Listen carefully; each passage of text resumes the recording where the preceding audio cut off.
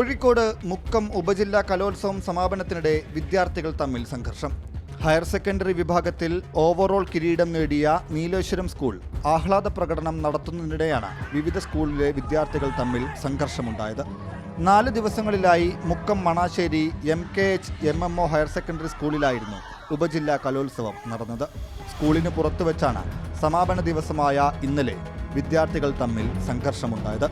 സംഘർഷത്തിൽ 2 വിദ്യാർത്ഥികൾക്ക് പരിക്കേറ്റു. ഇതിന് പിന്നാലെയാണ് സംഘർഷത്തിന്റെ ദൃശ്യങ്ങൾ മാസ് BGM ചേർത്ത് റീലാക്കി സാമൂഹ്യ മാധ്യമങ്ങളിൽ പ്രചരിപ്പിക്കുന്നത്.